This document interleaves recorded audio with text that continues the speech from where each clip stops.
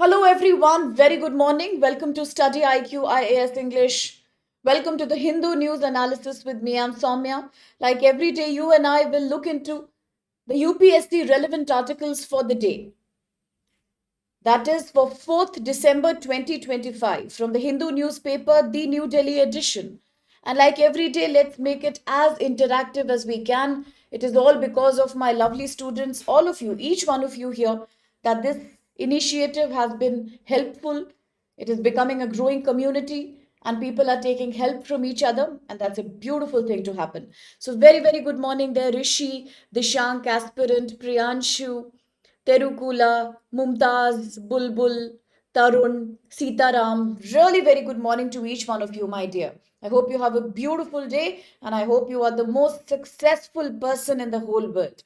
With that blessing and with that good wish, let's look at today's newspaper. How many articles do we have to analyze from the Hindu? We have 7 articles to analyze from the Hindu newspaper today because all these are UPSC relevant articles. Out of these, the first 2 articles are editorial page articles taken from page number 8.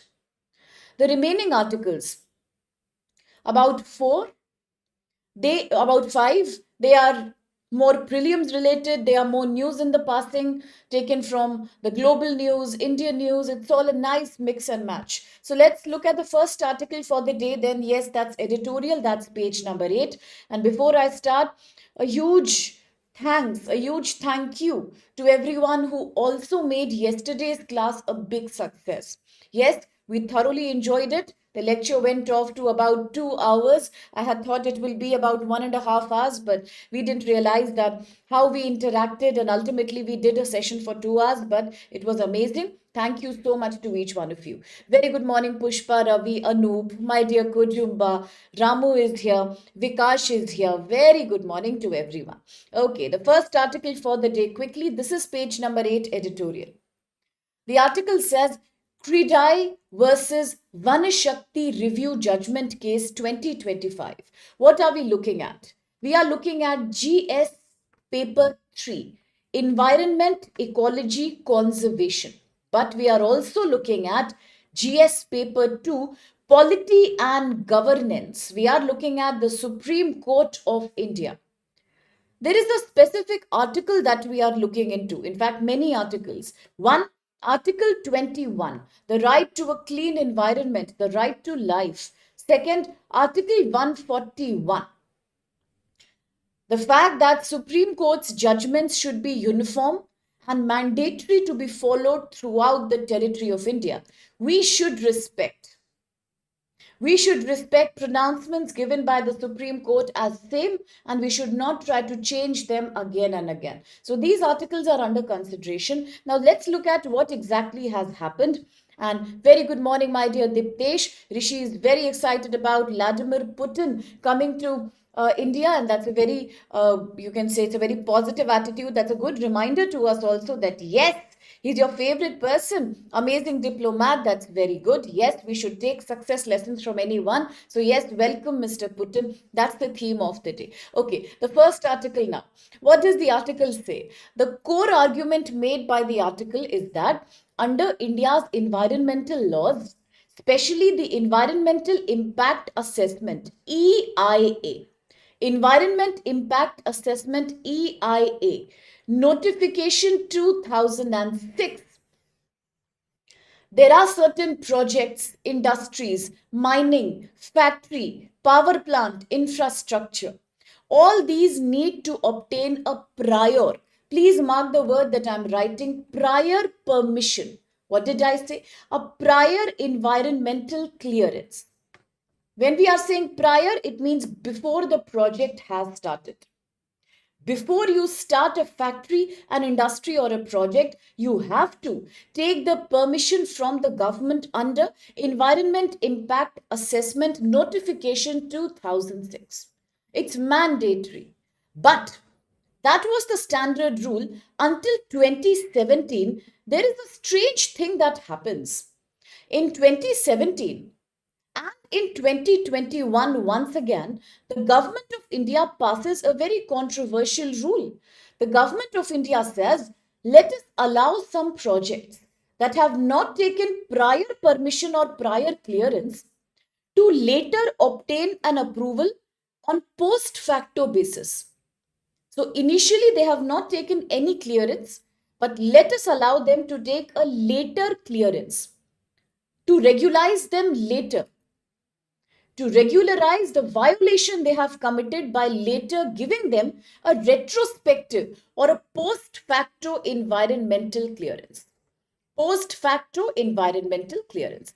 If I am using the word post facto, I would also want to ask my little nerds here, all my intelligent students here, which article of the Indian Constitution uses the word post facto? Can anybody tell me? Let me give you a hint. I am talking about an article that is somewhere between Article 19 to Article 25, between the right to freedom and the right to PPP. Which article is that? That talks about no post facto punishment for a crime that was done in the past. You cannot punish somebody for a crime they have committed some time before in their life. At a later date, you can't punish them for that. Very good, Vikash. Of course, we are looking at Article 22. Excellent, Terukula. Very good, Rishi. Yes, Article 22 is in question. I'm so happy you know the answer. Yes? To everyone else, it is Article 22. Yes, very, very good. Yes, Pushpa Ko Jumba Bulbul. Absolutely correct, Anu. It is Article 22. Article 22 and Article 20. What is the exact difference between them? I have already made a detailed video of that. But if your time permits, do have a look at that video. It's fundamental to understand polity. Very good, Rajneesh. That's a correct answer, Dishank. Yes, Vikash. Thank you for summarizing there. Post facto, that is de facto, post facto, double jeopardy, and self-incrimination. Very good. You can't punish for the same crime twice. You cannot punish for the same crime in retrospect. And you cannot ask somebody to become a witness again his or her own self. Very, very good. Well summarized there. Good, Pushpa. Very good, Anu. Yes, very good. Ex post facto. Beautiful, Anu. Well done, dear. Now, coming back to this environmental assessment notification 2006. Clearly, it says you cannot create any infrastructure or building without taking a prior permission. But in 2017 and 2021, the government of India shocked us. It said, sometimes it's okay. We can allow some infrastructure, some factories to get a post facto environmental clearance. Ask them to pay some fine, but later also, if they have not taken a prior approval, we can give them a license at a later date by taking some fine from them, by putting some penalties on them. Now, that has become a controversial thing because on the basis of 27 and 2021 judgment, of allowing post facto clearance, there is an environmental group led by One Shakti. Environmental group led by One Shakti. This challenged this petition in the Supreme Court. The One Shakti said it is not good. This is not a right thing to do. You are encouraging people to break the laws and then later pay some fine in return. It is not acceptable. So, this 27-2021 post facto rule was challenged by One Shakti, but it was supported by another group. And the other group is known as the CREDAI group. What is that? It is the Confederation of Real Estate Developers Association of India. They were very happy. They supported the government decision. Why? Because for them, it is a matter of vested interest. They are very happy that we can break the rule and later pay a fine and get away with that. So the controversy is between One Shakti's petition and the CREDAI petition. In front of the Supreme Court, what to do? Should we give post facto environmental clearance and allow people to break the rule, or should we strictly prohibit that, just like in the original EIA 2006? So what is happening right now? Responding to the petition by One Shakti, it was in May 2025, finally, that a bench led by in Supreme Court, a bench led by Justice A.S. Oka, completely struck down. It cancelled the 2017 and 2021 provision. It cancelled the 27 and 2021 provision. It said no post facto clearance to any project in India. So, the Supreme Court in May 2025 clearly said that 2017 and 2021 government judgments are wrong. We will not give post facto clearance and we will go back to the original norm under EIA that you have to take a prior permission. Supreme Court also said that the fact that we are allowing post facto environment clearance, it's an illegal thing to do. Because technically, as per the rules of Environmental Protection Act 1986, and the Environmental Impact Assessment Notification 2006, we have to mandatorily take a prior approval before any construction. Doing it after that makes no sense. But the judgment was celebrated in India. It was seen as a big victory for the Supreme Court. It was seen as a big victory for environmental justice, which today is known as the concept of green justice. What is it known as? Green justice. Yes, the Supreme Court did green justice, but unfortunately, very unfortunately, now this also touches upon Article 141 of the Constitution. Why am I repeatedly saying 141, 141? Because I do have a hope that in next year prelims you can get a question on Article 141. It has been in the news in the last 6 months in different ways. I repeat, in question now comes Article 141. Another judgment took place on 18th November 2025. There was a new judge bench in the Supreme Court, which cancelled Supreme Court's own previous judgment. Supreme Court's May judgment of cancelling post facto was now revoked. On 18th November 25, Supreme Court with a majority of 2:1 reviewed and reversed its earlier May 2025 ruling. Today, the court finally said, yes, we will allow post facto environmental clearance in the case of certain situations to avoid dismantling, breakdown of infrastructure that has been completed. Because if we break down existing buildings and infrastructure, it is about a wastage of public money and it will add to more pollution. It is against public interest. So therefore, Supreme Court said, let us allow post facto clearance in the case of some circumstances, and this was opposed by many people. It was opposed particularly by Justice Ujjal Bhuyan. It was Justice Ujjal Bhuyan who clearly criticized that. He said this logic is violating the very principle of environmental protection, but the Supreme Court did not listen. On 18 November, Supreme Court allowed that. It cancelled its own previous judgment, and that defeats the purpose of Article 141.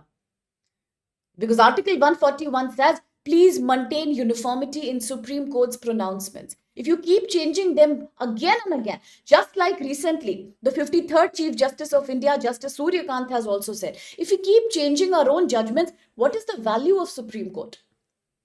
Right? So it hits upon Article 141. And now the Supreme Court finally allowed post facto clearance as an exception. The majority held that sometimes if you break a building that is existing, if you stop a project that is semi-constructed, you will harm people more. But Justice Ujjal Bhuyan said that's not a logical thing to do. You are creating a vicious problem. Do not allow post facto even in the case of an emergency. Otherwise, rich people will always be ready to pay the fine. For them, paying some 1,000 crore rupees is also not a very tough job. They can give you any amount of money and keep on breaking the laws. It defeats the purpose of environmental impact assessment notification itself. And that's the controversy in India that's going on right now. So today, how do we see this situation? Today, we are seeing the situation as a complete mess up of constitution articles. Why?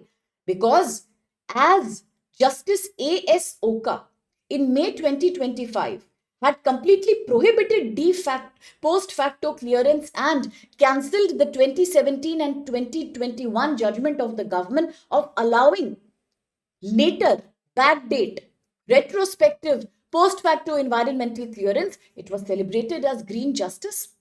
It was absolutely in line with celebrating Article 21 of the Constitution. That is about the right to life And yes, the right to live in a clean environment is also the right to life. Besides, in a recent case in 2024, the Supreme Court, for the first time, in the case of Uttarakhand, said that rivers are not like passive bodies. Rivers have a life of their own. That means environment is a living force. You have to give it every right you give to a living individual. That's the very important thing here. It was celebrated as a victory under Article 21. But immediately as November 18, another bench came and it cancelled that judgment of Justice A.S. Oka and started again allowing post facto environmental clearance. We have defeated the purpose of Article 21.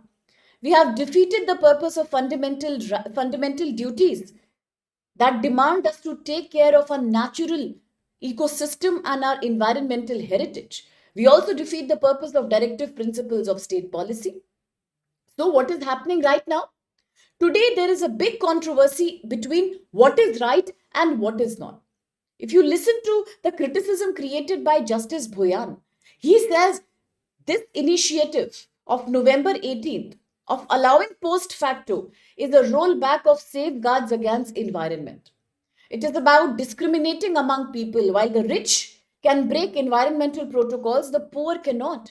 It's completely a denial to the right of equality under Article 14 of the Constitution. It is a step that will promote non compliance. Violators will break the law and later pay some small fine and happily keep on doing that repeatedly. That means it weakens the environmental impact assessment process completely. It reduces compliance on a voluntary basis. It gives a signal that until there is a fine, until there is a strong step taken, people will never respect the law. It is also raising a concern regarding the high level of wetland encroachment, air quality pollution, depleting groundwater in areas such as Delhi NCR, where in Ghaziabad, Faridabad, Sahibabad, we see multiple number of factories, multiple industries that are operating, and they repeatedly break so many protocols regarding throwing their dirty water in the river, not maintaining their proper waste treatment plant, doing nothing about it. So all these are very dangerous precedents. So what is happening right now? Today, the Supreme Court is saying, I will consider the matter again. And the outcome should not devastate the whole purpose of Environmental Impact Assessment 2006. So let's try to think about it again. Let's not create a single standard protocol. Let's not put a bad example in front of people. Let's think of what are those unique exceptions under which post facto can be allowed. Who will decide that this is an exception and this is not? All that is now being thought about. All that is now being discussed in the Supreme Court, but that also shows a shift in India's environmental regulatory protocol from prevention to post facto regularization. But there is one thing I want to say in the end: prevention is always better than cure. So let's remember that and let's solve a question here. Thank you, Shekhar. That's love. That's so nice of you. Yes, Dishank, the green cover norms have also been relaxed, and that's dangerous. Yes, Rishi, absolutely. I so agree, Shekhar. The same issue applies to the Great Nicobar project also. When you say that I am going to put compensatory forest in Haryana, you are making a joke of the whole law. Very, very good morning, Prajesh. Yes, very good, absolutely. That's correct. Question: with reference to Supreme Court judgment in Credai versus One Shakti 25, look at the following statements. 1. The Supreme Court, through a review judgment, allowed the possibility of granting retrospective environmental clearance in certain circumstances. 2. The original judgment, which has now been cancelled, has struck down 2017 notification and 2021 notification that permitted post facto environmental clearance for projects that begun without prior approval. And 3. The dissenting option in the review supported the view that ex post facto clearance strengthened the environmental governance by ensuring compliance after project completion. Think carefully, slightly tricky, but not a tough question. Dipesh Sitaram have answered already.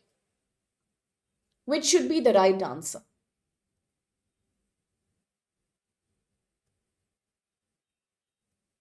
Which should be the right answer?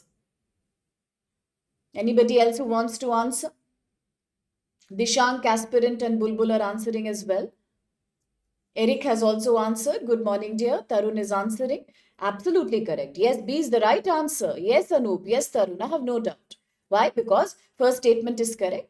I just discussed with you that there is a very unique case called One Shakti versus Credai. What was that case all about? One Shakti is an environmental group that is very angry about why is Supreme Court and the government allowing post facto clearance? And therefore, inspired by One Shakti's appeal and petition in May 25, a bench led by Justice Oka had completely cancelled post facto regulation, clearance of projects, but unfortunately in November, it was again struck down, and in rare circumstances and emergency, post facto clearance was allowed. And that's the controversy today. So the last statement is therefore invalid. We are never saying that giving a post facto clearance will strengthen environment governance. No, it's going to weaken the environment governance. So very, very good there, Terukula and Kojumba. I hope it's clear with everybody else. Should anybody have any doubt, please feel free. Bacha, the class is for you, and I absolutely have no problem in revising as many times as you want me to. Okay, I'll revise it consistently until you are convinced. So do let me know if anybody has a slightest of doubt. Presuming that there is no doubt immediately, I'm proceeding with the next article. That's also page number 8, editorial. This article is saying the climate is breaching the wall of urban metrics. So once again, what are we talking about? There are two GS topics that can be mapped in this article. One is GS paper 2, because we are looking at India's faulty urbanization. Okay, Priyambada, exactly what's the issue that you want me to touch upon, Bacha? Please clarify and I'll come back to that, okay? Don't worry. If you're not understanding, I will come back to that. Exactly what's the issue? Are you having a hesitance in One Shakti case? Or is it about the EIA? Or is it about the word post facto itself? Slightly, if you could clarify, let me come back to that. Don't worry, I'll do that. GS paper 2, India's faulty urbanization. GS paper 3, environment and ecosystem. How to conserve environment, ecology, also urban ecosystem. That's the main theme of this article here. And the whole article boils down to the fact that under United Nations, by 2045, the maximum urbanization is going to happen in Asia and Africa, because these are the two youngest and the most unexplored continents. They are mainly today also even rural. Example, India. Despite so much urbanization, there is a good 60% plus population that still lives in village. So therefore, Asia and Africa are going to be perfect examples of urbanization in times to come. With that in mind, it's also clear that until urbanization is done in a systematic and proper way, there is no point in such faulty urbanization, because day before yesterday, you and I have discussed about a unique phenomena that's called hidden urbanization. I hope you remember. Yes, Kojumba, we are looking at the slum areas, urban poverty, pollution, traffic congestion, urban flooding, high temperature increase, all that is valid. But then we are also looking at hidden urbanization. The fact that according to 2011 census, only about 33% Indians are living in the city. But according to World Bank, there are about 48% Indians who live in the city. That means the gap in this data shows hidden urbanization. What about the people who are living in semi-urban, peri-urban and suburban areas, who are living in city-like conditions, but not in the city directly? So this article also touches upon United Nations Right to City, UN Habitat City Program. And what does this article say? Let me quickly complete this article, and then Priyambada and Aspirant, I am coming back to the last question and clarifying statement number 2 and the word X factor. Okay, just allow me this article's time. Thank you. Absolutely valid. Yes, very, very good, Tarun. People who are living in urban-like condition, and Aspirant Priyanshu Kojumba, yes, we are also talking about the slum problem. What does this article exactly say? What's the main core argument of this article? Article is trying to say that in India right now, most of the metro cities, including New Delhi, including Mumbai, including say Kolkata, including Chennai, all these cities are often viewed as similar. There is a standard argument which says all the metro cities in India are the same. They are exactly similar. Whenever you look at the global city rankings, okay, whenever you look at the global city ranking, you will see that all these cities are getting the same kind of rank. People say they are becoming unlivable. They are becoming heavily populated. They are becoming highly polluted. Nobody is trying to understand that all these are nothing but unique case studies. They are not the same at all. From outside, they may look very similar, but they are all unique case studies, very different from each other. Because their capacity to protect their citizens in case of extreme weather conditions is very different from each other. Anyone who has lived in these cities, anybody who belongs to these cities will understand how much security these cities are offering to their residents in case of cyclone, in case of summer heat stroke and temperature, in case of monsoon delays and excessive flash floods. Every city has a different cope mechanism. You cannot compare them blindly. But the fact that we always look them similar shows a deep fracture. It shows a deep flaw in how modern development and urbanization is evaluated during a time when people are witnessing climate risk and climate hazard. Now, how to prove this point? If you look at the United Nations Habitat City, United Nations Habitat City Prosperity Index. So we are looking at an example here. United Nations Habitat City Prosperity Index. If you look at that, or if you look at another data from Global Livability Index, Global Livability Index, or if you look at the data from City Resilience Index, City Resilience Index. Look at all these three parameters here. Look at all these three data points here.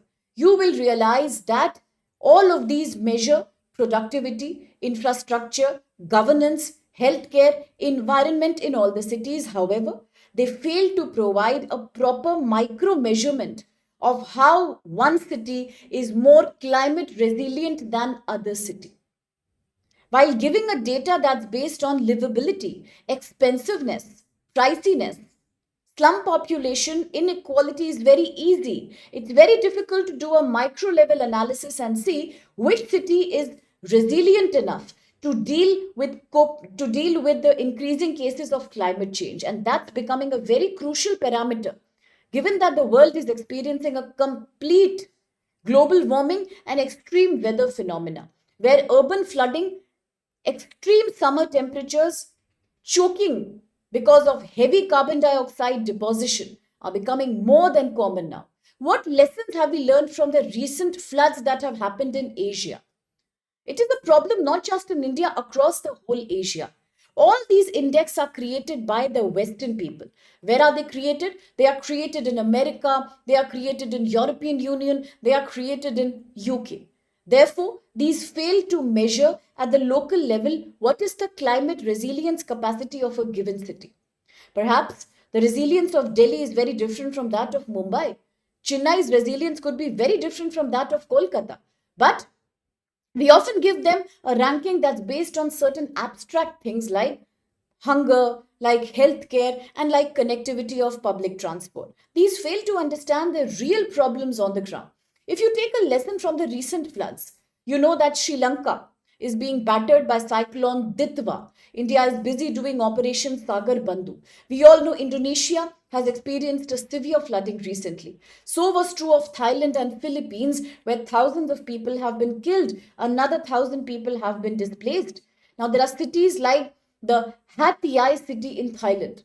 There are cities like the Cebu in Philippines. They have suffered massive damage despite the fact that all these cities are economically well developed.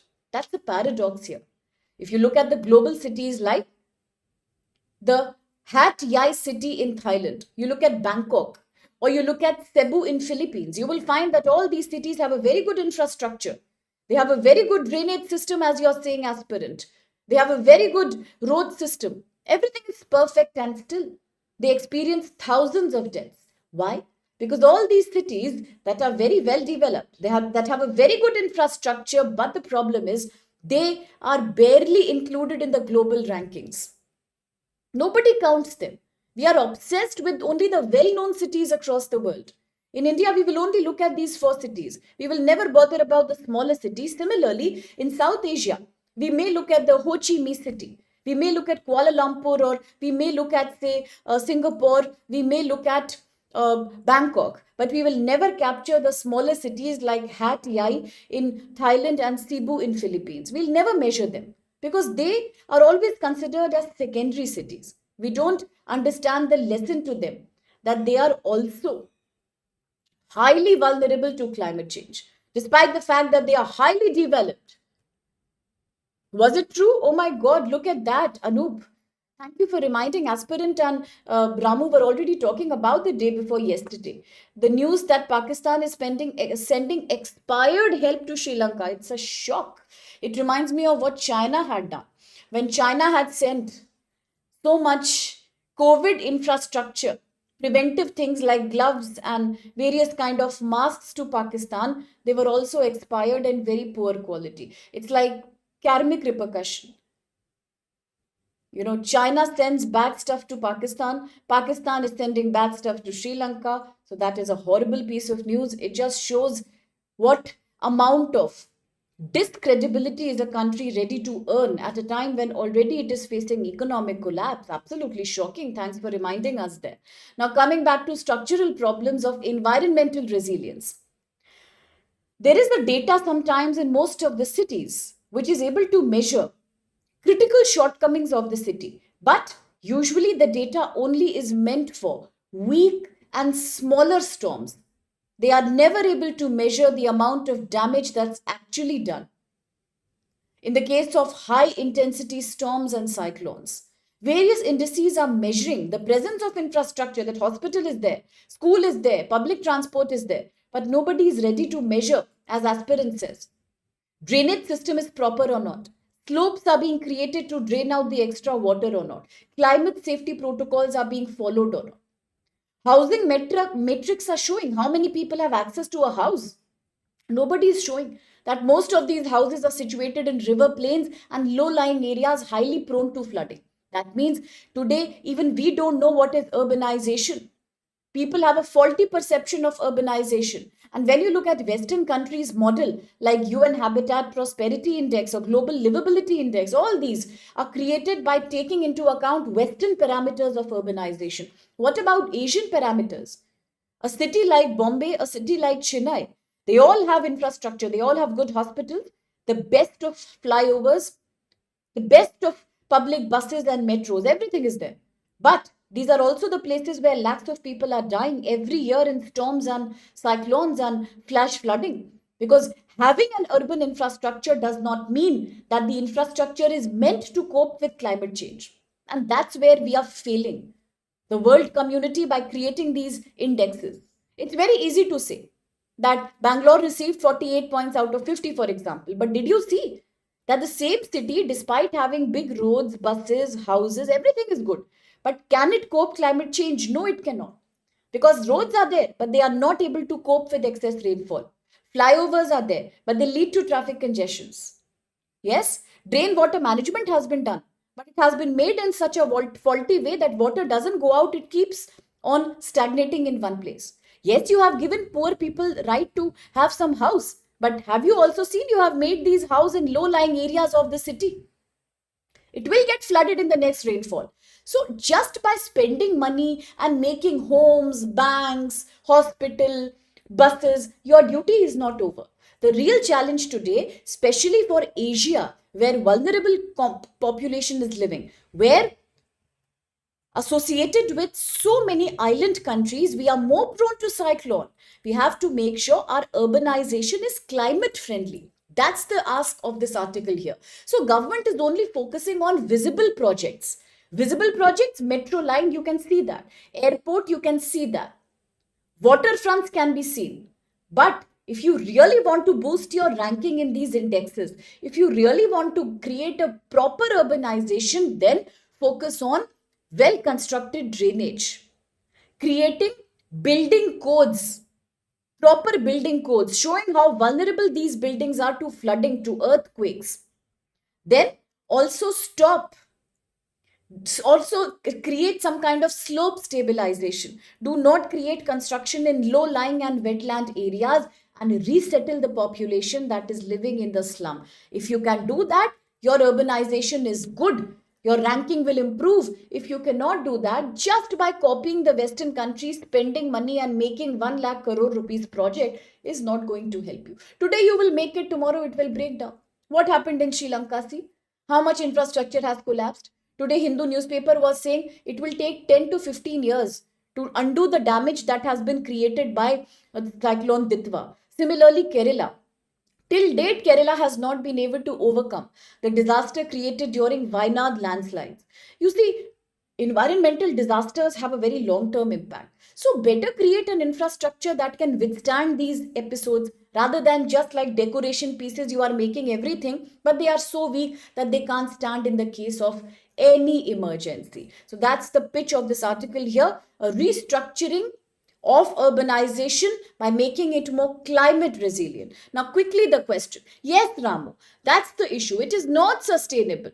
Very good, Vikash. Miyawaki technique can be used to control air pollution. Very, very good. Yes, Pushpa. As Anup is saying, I'm also shocked at that statement. Expired products. It is such a shock. Oh my goodness. Yes, that repair work, Bulbul. Very good. Quickly, the question. With reference to global urban livability and resilience assessment, look at these questions here, statements here. One, these indices consistently integrate climate resilience parameters like storm water capacity, landslide vulnerability, exposure to extreme rainfall events while assessing city performance. Two, secondary and economically integrated cities, despite being highly vulnerable to climate change, are often excluded or underrepresented in major livability index. And three, the use of city-wide averages in such indices may hide internal inequalities and shift climate-related risk disproportionately towards low-income and peri-urban population. It's an easy question. Think about it. All right then. Who says that? Okay, Manju says that. IGI airport has to be repaired. Correct, Dishank. The groundwater depletion in Himachal Pradesh, Bengaluru, very common. Tamil Nadu, Punjab. Yes, Tarun. So Diptesh and Pushpa have answered, but this Sitaram has also answered. But I want all my dear students to have a careful look at statement number 1. Bacha, before you answer, Anup, Tarun, Rajneesh, Aspirant, Mumtaz, Bulbul, Sitaram, Diptesh, Terukula, please have a look at statement 1 properly. Priyamvada, Manju. Yes, absolutely. Have a look at statement 1. It is talking about livability and resilient index. It says these indexes consistently integrate climate resilience parameters like stormwater capacity, landslide vulnerability, and exposure to extreme rainfall while measuring city performance. Really? Then what was the problem? If these indexes were so perfect that they were also measuring not only infrastructure like road, like flyover, like mall, like city buses, but if they are also so smart that they were able to measure climate resilience of this infrastructure, then what was the problem? There was no problem there. It was perfect. And the problem is that they don't do that properly. All the indexes that we have are based on Western models. They only focus, they only focus on visible models. They only focus on visible models of growth. Very nice airport has come. Very good expressway has come. Excellent public transport has been created. But what they fail to understand is that whether these infrastructure are also climate resilient or not. You spend 2000 crore rupees today.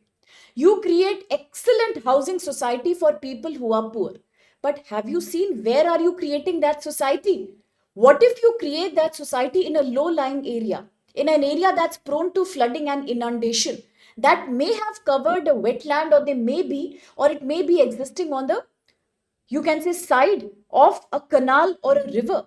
What happens to you in future? Everything will get devastated because climate change needs resilient planning. Article is also making the same request that, okay, create urbanization, no problem.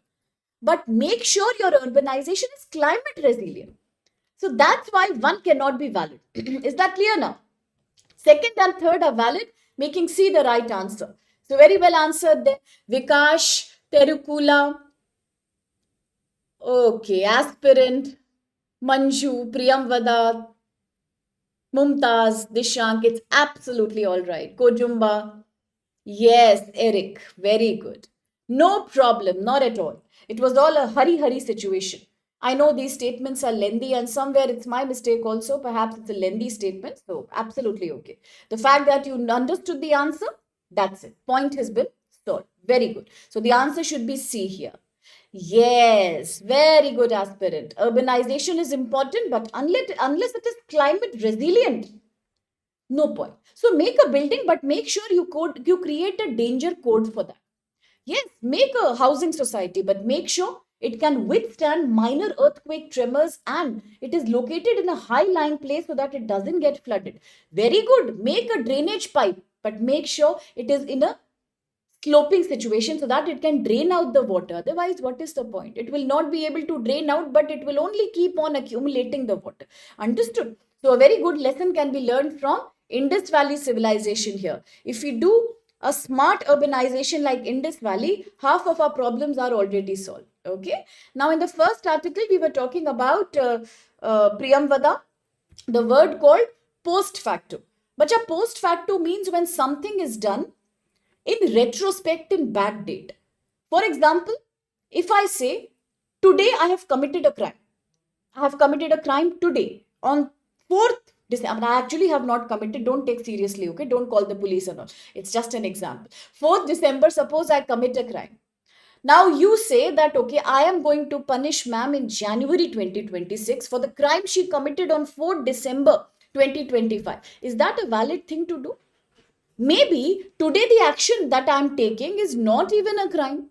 But maybe by January 26th, a new protocol or law comes under which it is categorized as a crime. So that means very conveniently you can punish me for something I did in the past. No. Right? So that's called post facto.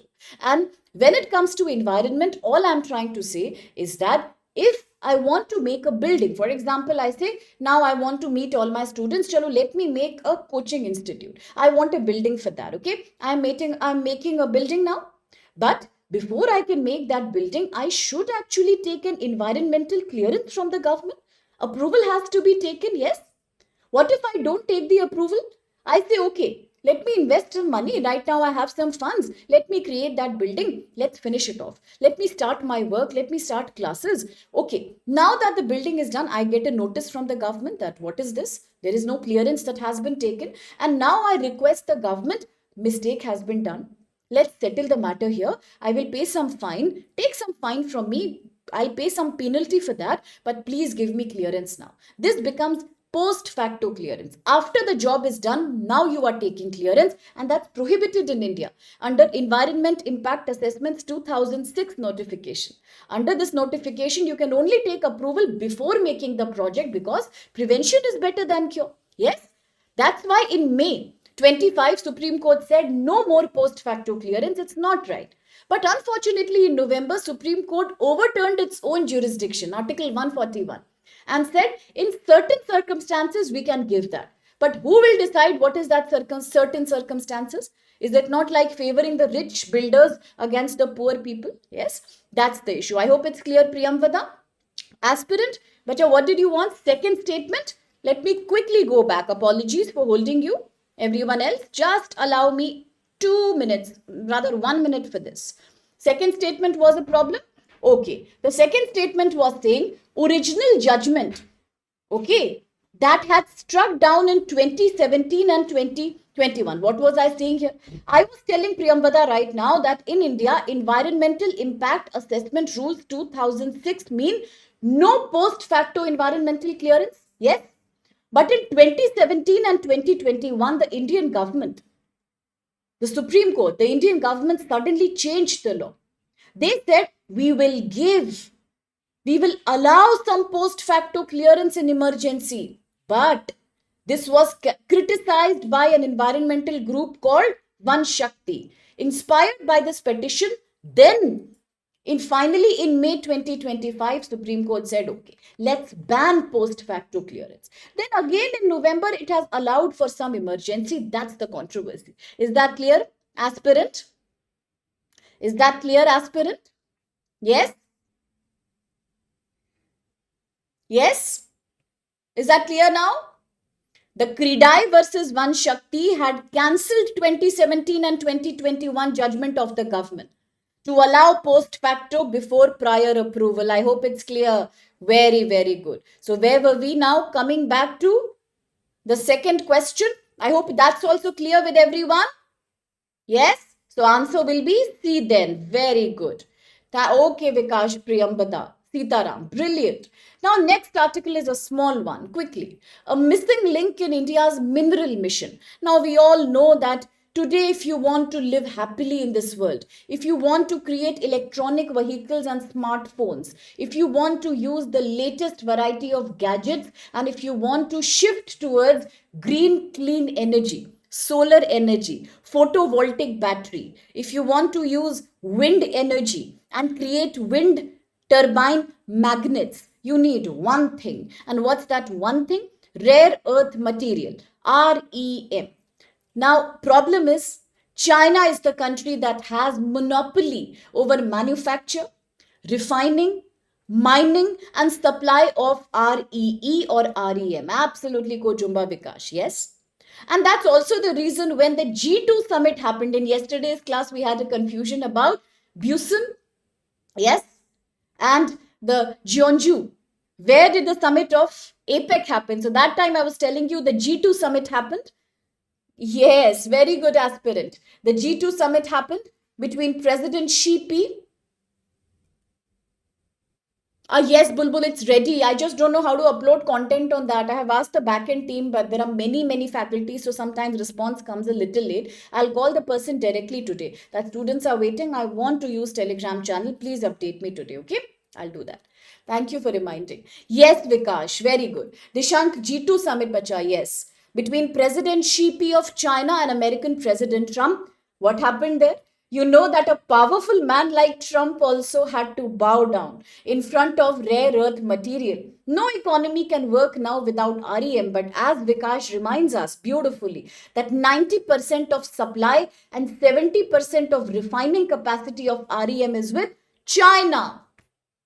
What will India do in this condition? Depend on a country like China, who doesn't allow us to become a permanent member of United Nations Security Council, who has never allowed us to become a member of APEC summit, a country that keeps giving us supply shock, a country who recently held a citizen from India from Arunachal Pradesh, saying that why is she traveling in Arunachal? Why is she a resident of Arunachal Pradesh with passport of India? Arunachal Pradesh is Zhangnan, a part of South Tibet of China, a country to which Indian diplomats had to issue a démarche, an official statement criticizing China's foreign policy and transit rules behavior. Yes, we can't depend on China, can we? Now, as aspirant said, very few countries have a great reserve of rare earth material. Largest is China, agreed. Then Australia has. Then Chile has South America. Argentina has some South America, but very few countries actually have. But having reserve is not enough. You should also have the workforce, the capacity to mine it and to refine it. Only then you can use it successfully. The beauty is that many countries have reserves. Not many, few have. But China is the only one who has the mastery, the capacity to refine, as Vikash is saying, and mine also. So what should India do? India knows we have to be Atmanirbhar, self-reliant. Yes, absolutely, Vikash Kojumba, correct, Terukula. Thank you for summarizing, Terukula. That's beautiful. Now, this article therefore says the Union Government of India recently approved a rupees 7,280 crore rare earth magnet scheme. It is known as a policy that will shift our focus not only from mining the rare earth material, but also it will focus on processing and manufacturing high value REM. In one line, I'm repeating because question will be based on that. So listen carefully, everyone, please. What did I just say? Union Cabinet has passed a strategy, a scheme called 7,280 crore rare earth magnet scheme. What is the aim of that scheme in one line? To shift the focus from mining the rare earth material, only obtaining it from the surface of the earth, to processing it and manufacturing high value materials from it. That's the agenda. What is happening? This move is absolutely in line with the new G20 framework on critical minerals, that is prioritizing value addition through refining and midstream processing and magnet manufacturing rather than just extraction. So what is the main aim of the new critical unions? What is the main aim of India's critical mineral and rare earth strategy? What is the main aim? In one line, repeat please. The main aim is to shift the focus from only extracting the REM from the earth to refining, processing, and manufacturing high-end products that are made up of REM. That's the intention of this new policy. Why? Because today India knows that we have to focus on better exploration license, give more private companies license to explore and extract the REM from the earth, and also create a national mineral exchange. Create auctions, bidding process will enable that refining capacity will be now taken up by large scale private sector.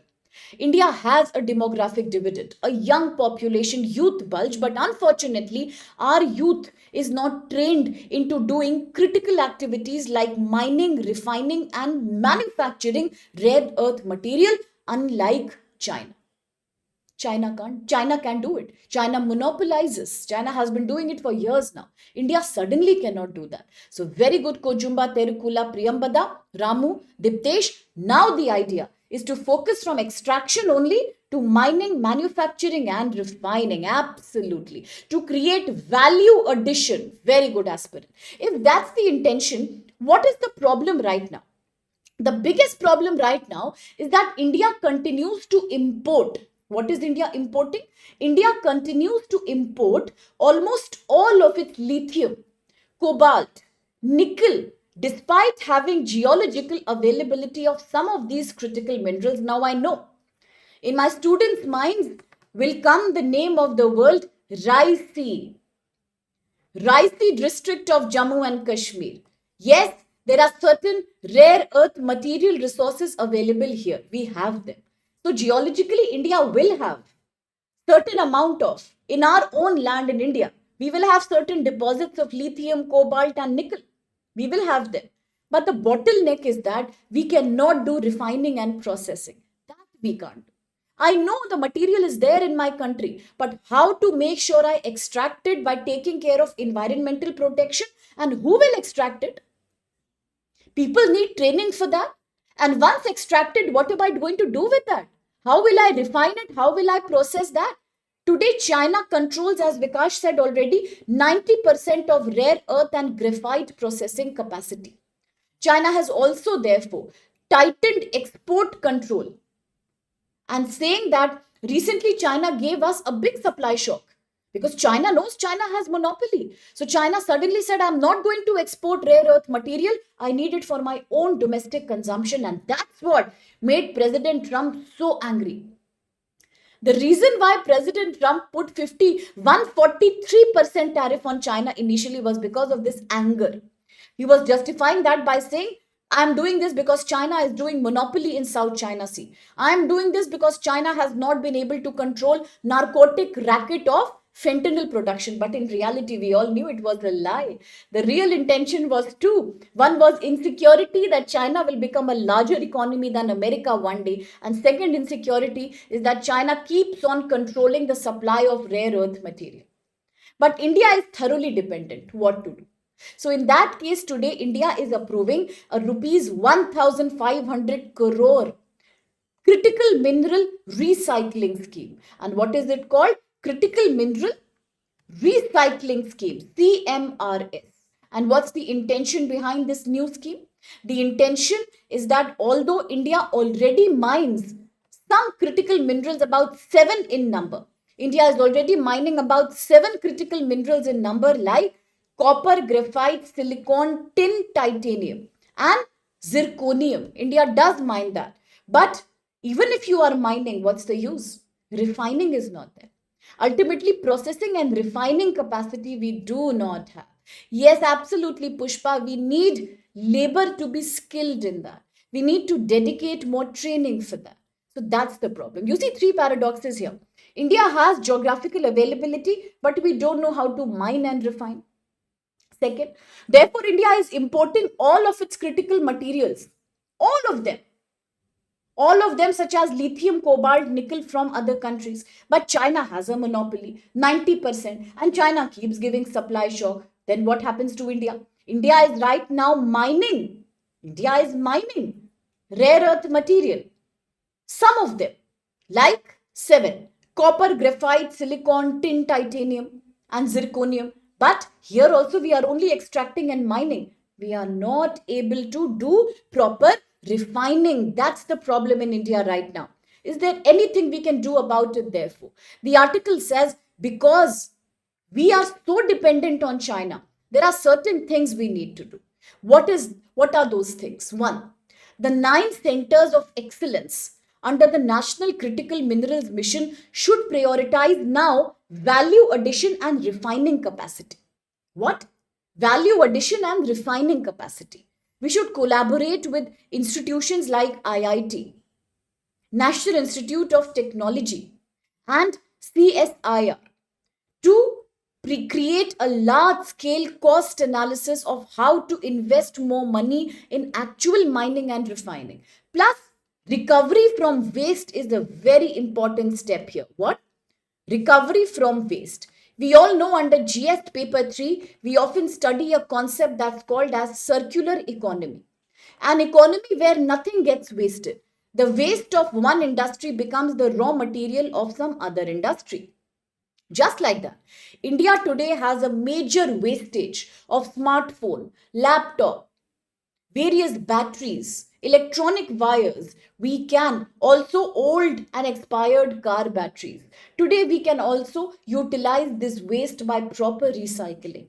Unfortunately, 90% of the waste is recycled and segregated by the informal sector workers who are also prone to burning and chemical contamination. Only if we can shift this burden to the formal sector, to the formal employees trained by the government or by the private companies to recycle and obtain from the waste. Electronic waste can be used to obtain various kinds of leftover or residual REM. That is also a great way of obtaining everything back. Just about 10 more minutes, Amarjeet. Yes? So what can we do? What we can do is that we can, for example, use coal fly ash and take rare earth from that. You can use red mud. Red mud. In India, I'm sure you must know from geography which are the states that are rich in red mud. There is also a concept called Iramati Dibalu. Yes, it was in the news. Iramati Dibalu, a very unique cultural site from India. Which state did that belong to? It was in the news last year, 2025 beginning.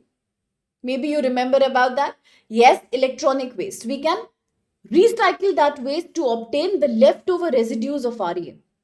So now this red mud can be used to obtain very good terukula, can be used to obtain gallium from that. Very good. Absolutely terukula. We can use it to get gallium from that. Then you are using so many zinc residues. You can use cobalt from that. And when you look at steel leftover from the steel industry, you can obtain vanadium from that. So all these materials can be obtained from wasted electronic material or the e-waste, as Vikash says that. That's beautiful, Terukula. Thank you for that. Yes, Vikash. Okay. Okay, Kelvin. So we can do that, right? Take the waste and reutilize that waste. The beauty of recycling circular economy, plus create critical mineral parks that should integrate recycling and processing units together. At the same time, under the National Critical Minerals Mission, already rupees 100 crore have been allocated for training purposes.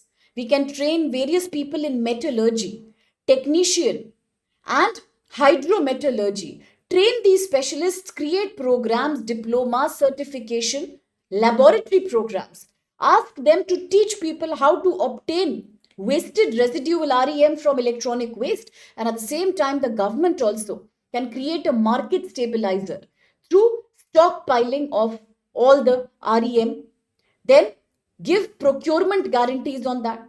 Ensure you are obtaining various kind of materials that are coming under the category of precious rare earth materials from domestic sources.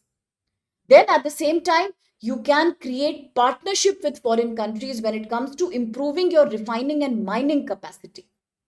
It will help definitely, Siba, because it's current affairs. So what's the last thing to conclude? India's real challenge is therefore not extraction. That will be taken care of. We have some resources. Not mining also, but creating a mastery over high quality refining and finally manufacturing. That's the core of clean energy, electronic and defense supply chain. If you want to be Atmanirbhar, you cannot depend on import from China. Recently, India, Australia had signed a protocol in which Australia will send rare earth material to India and India will enable its mining and refining. That's what we need. That's what we need. Yes. So today, what to do? Rather than just be import dependent, create a resilience in supply chain by becoming a master of mining, refining, and high value addition in the case of rare earth material. Yes, obtaining some residue from electronic waste could be a very good idea here. So that's it for this article. Quickly, the question with reference to India's emerging strategy for critical minerals and rare earth processing. Look at these statements. The recent approved scheme for rare earth magnet focuses mainly on increasing raw material extraction rather than value added manufacturing. Two, China currently controls dominant share of global refining capacity in REM and graphite, making midstream processing a global choke point. And three, India has announced dedicated initiative for both recycling and processing of critical minerals as a part of National Critical Minerals Mission. So, which is the right answer? Beginning by Diptesh, aspirant, Priyanshu, Kelvin, Dishank, Vikash, Rajneesh, and Bulbul. Everyone is saying that the answer should be C. Absolutely, you're very correct. It is C. The first one is wrong. Because the recently approved scheme is not focusing only on extraction, not at all. Not at all. We know we have reserves, we can extract them. The main idea is to promote high quality manufacturing and refining capacity. That is something we don't have. Also to promote mining capacity, China having 90% control, it's becoming a global choke point really. China keeps giving supply shocks whenever it wants to. So very good Ramu aspirant, very good Ravi, Ujev, Sitaram, Terukula, Pushpa, correct Arun. Very well answered, Anup. That's great. Now, second article. Now, next article is a very short article. Probably we'll take another 6 minutes. That's what I think. Now, next article is about GS paper 3 in a way, yes, because it was an environmental phenomena. Recently, we all know and we have discussed multiple number of times that in Ethiopia, in Africa, in the Afar region, that's a highly tectonic region of Ethiopia in Africa. The Haile Gubby volcano had erupted after being dormant for about 12,000 years, but unfortunately, it's a shield volcano. We all know it's a shield volcano. A shield volcano means it has a rather diffuse kind of a lava emission and it has a very flat shaped surface, not like a crater cone in the case of a strato or a composite volcano really. Now it was a shield volcano. It was dormant for 12,000 years. It has come from the Afar region of Ethiopia. That's a very tectonically sensitive region. But the problem is once suddenly it got erupted. It got erupted in such a way that the plumes of ash, what? The plumes of ash came up to 14 kilometers into the sky. I repeat, the eruption was so strong that despite being a shield volcano, the plume of volcanic ash went up to 14 kilometers in the sky and then it started spreading across the Red Sea towards Yemen and Oman. It moved eastwards towards Iran. Finally, it also reached India about 24th November. In the evening time, India also experienced a kind of haze and impact from this volcanic ash pollution. And then it went on moving eastwards. Why? As yesterday we were confirmed, because of the speed at which it was moving, about 120 kilometers per hour. At a distance of 15,000 to 25,000 feet, the plume was thick. What was it composed of? Volcanic ash, sulfur dioxide, tiny particles of glass and rock that continued to travel over Rajasthan, Delhi, NCR, Gujarat, Uttar Pradesh before finally it crossed into China. And that was a shock. The article is asking only one question: does it impact airline safety? Why was it of concern for airplanes, and why did the Directorate General of Civil Aviation in India issued a safety regarding airlines? Yes, it is a danger. Point clear. Why is it a danger? It is a danger, listen carefully, because a jet engine, the engine of a jet plane, typically works by sucking in. By consuming air from the environment, the air is then squeezed, it is compressed, and then this air is mixed up with the fuel of the engine.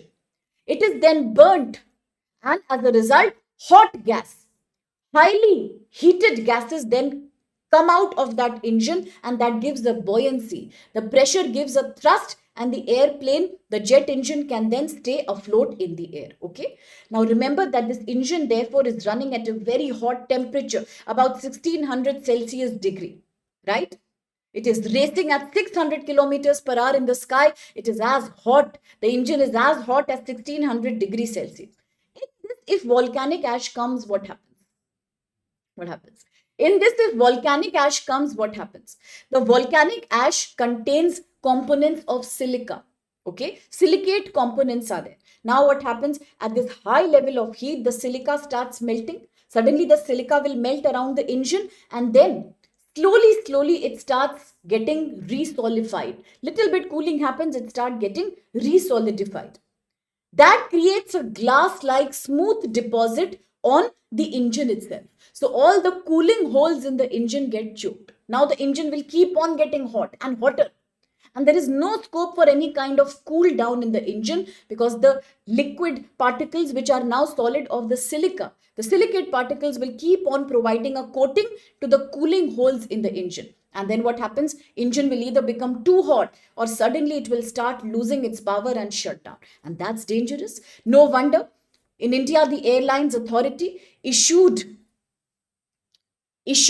a clear-cut notification and emergency that please suspend the flight operations, or make sure you are very careful as you fly. Air India also cancelled so many flights that time. It is just another reminder to show that sometimes safety protocols. Now recently, when the HAL Tejas, we were talking about the multi-role a light combat aircraft called Tejas that has been commissioned by Indian Defence Forces as the MiG-21 was retiring. Now Tejas is very advanced. But recently what happened? In Dubai Air Show, owing to some accident while landing, it got crashed. So sometimes, no matter how good an equipment is, there are always unknown fears, especially environment fears, that can impact. So one part of the world can lead to a disaster, and the other part of the world, in the previous period also, in history also, it has happened in 1982. As per this article, there is a small case study. There was a British Airways called Boeing 747. It was flying at 37,000 feet from London to Auckland. And what happened? It moved from volcanic ash. There was a volcanic eruption, a cloud that came from Mount Gelunugug. And now what happened? This airplane kept on moving. This Boeing plane was moving in the volcanic ash, and 4 engines failed one after the other due to a deposition of the cooled down silicate particles.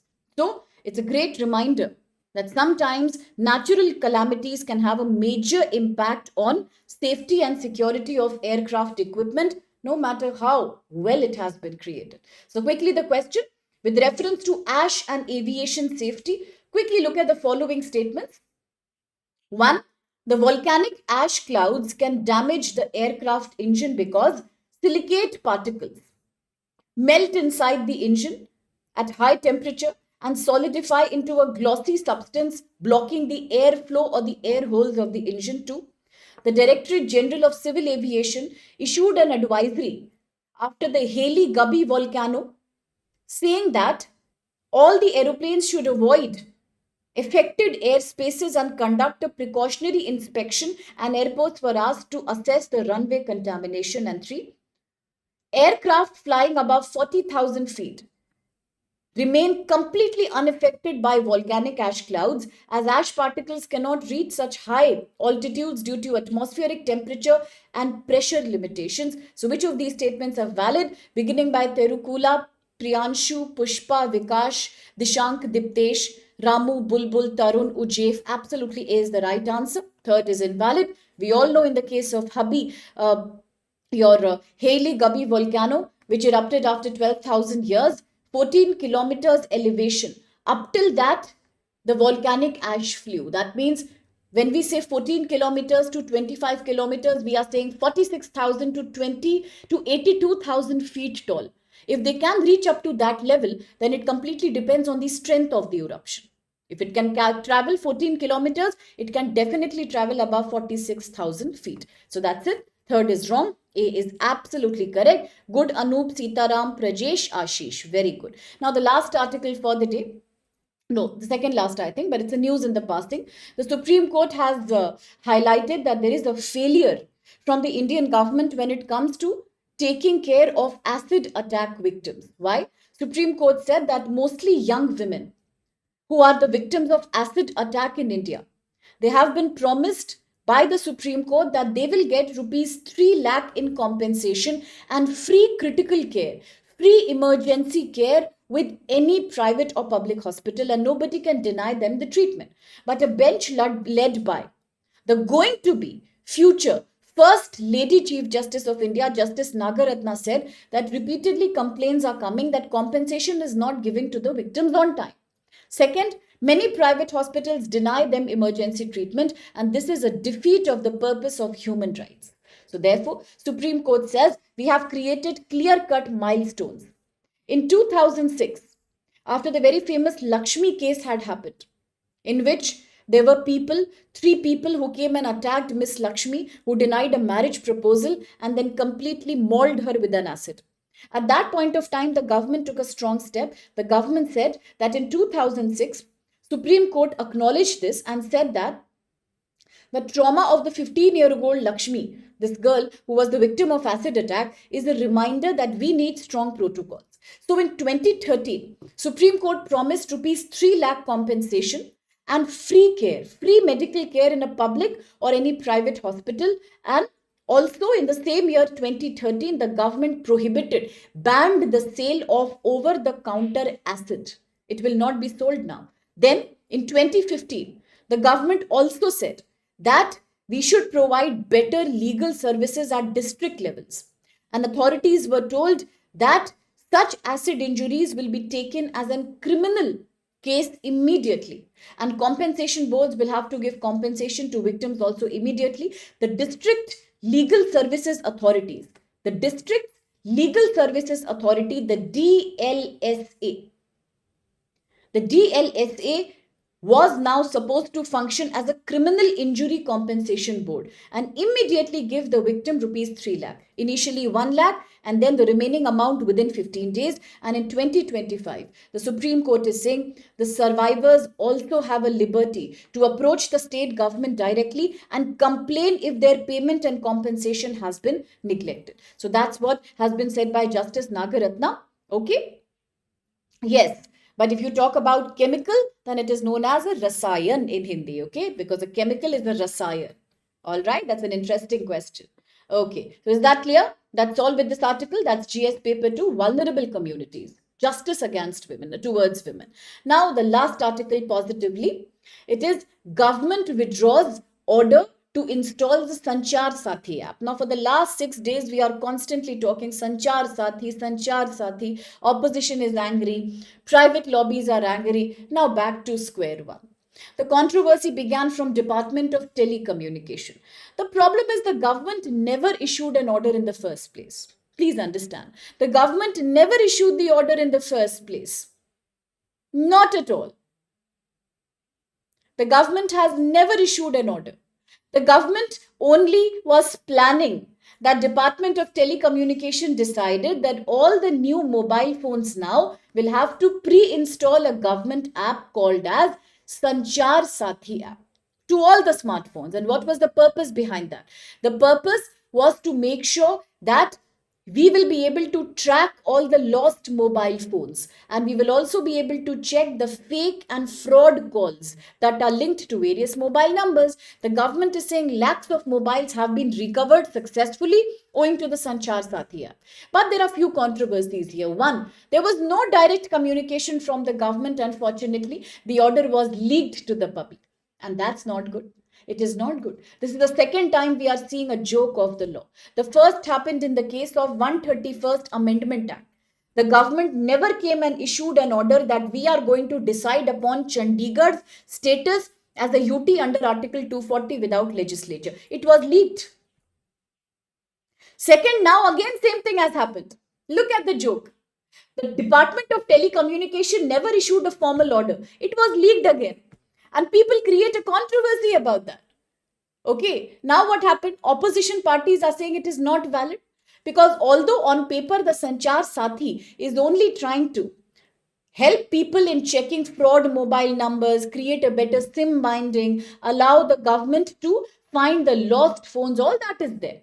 But the people are arguing. People are saying it may lead to a privacy concern. For example, the Supreme Court in 2017, in the Puttaswamy versus Union of India case, said that right to privacy is the right to life, quite under Article 21. But if the government starts forcing pre-installation on an app on every smartphone, it is almost like the government is trying to capture the privacy right of Indian citizens. That's one thing. Second, it is also about parliamentary overreach. The directive has created today an issue that how can the government create any law whenever it thinks it's fine, even when it comes to sensitive things like data and device phones and software. Third, since the announcement was not publicly created, it was leaked to the people. It also shows a lack of credibility, lack of consultation, lack of safeguarding government information before it is deemed to be told to the public. Similarly, smartphone manufacturers also are worried they may have to face a stronger compliance burden. But the communication minister, Mr. Jyoti Rao Aditya Scindia, has said that no, the app is very good. We have been able to detect 1.5 crore fraudulent mobile phones and connections. We have tracked 26 lakh lost phone mobile devices. All that is good. But today the government is saying, okay, already so many people are now downloading the app. Government's news was leaked. People were criticizing, but lakhs of people have started downloading the app. Now the government is saying if you are already downloading, why should we make it mandatory? That becomes a joke of the law now.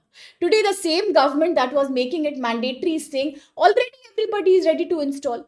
Now that you are happily and willingly installing the app, why should we force you to install? So now it cannot be made compulsory. It is not compulsory. The government has withdrawn its order. No need to make it compulsory because very good. People are already doing, then what is the problem? So that has created the whole big backlash in India. People say without our awareness, we don't want apps to be installed in our phones beforehand. Today, the government says, but you are only happily downloading the app. Very well done. Now I don't want to make it mandatory. Forget about it. Yes, so that's it. That's it for the newspaper. Thank you. That's kind of you, Ashish. Yes, very good. To block the EMEI, the unique identity code of every single mobile phone that can work internationally. Very good. Okay. So fine, Priyanshu. Fine, Anup, Kelvin, Ashish, Vikash. Article 240, bacha. Very good. Yes, Terukula Kojumba. Dharam, Sitaram, aspirant. Pushpa, Vikash, Eric, and Diptesh, and Ramu, and Kojumba, and Dishank. And who else is with me? Tarun, Bulbul, Rajneesh, Kelvin, Ujef, Siba, aspirant, Amarjeet. Who else was here with us today? I think I've taken all the names. Pushpa, Priyamvada, Sitaram I have taken. Eric, I have taken already. Vic Mumtaz, yes, Mumtaz was here. That's it for the day then, everyone. We are almost done now. Actually, we are done. Anybody else? Rishi was here in the beginning. So, Rishi, yes, I think I've taken most of the names. Okay, then. Thank you so much for the lovely, lovely lecture, your excellent participation, and the fact that you are discussing among yourselves also. We are developing a kind of a bonded community where one aspirant is so happily helping the other aspirant. Now, guys, that's the spirit of hard work. That's the spirit of group study. When one view can help so many more, that's when we are doing really good work. And current affairs are best remembered when they are discussed and when they are thoroughly enjoyed. So, thank you there, everyone. Okay, some code name Binji was also there. All right. Okay, Anoop then. Yes, Ram. I'll see you tomorrow. Thank you, Kojumba, for your lovely, beautiful comment. Yes, my dearest Anoop, I saw you. Okay. God bless each one of you. Stay happy, stay blessed. I'll see you tomorrow. Okay. All right. I forgot to announce the sale program. I won't take extra time. You only see for yourself. The price is very good. We are announcing a new sale. 5,499 only. In return, we are guaranteeing prelims preparation. GS paper 1 and CSAT both. The code is code SPLIVE, a very cheap price to pay for entire prelim study, course material, book, guidance, mentorship. Sale is ending 7th September. Please spread the word around. I will bring back aspirin. We are already talking about Hindi English essay strategy. In Hindi, reading comprehension, English reading comprehension, all that is still happening. We are making the plan. It will come. It will come. Thank you. See you. Bye, Ashish. Bye bye.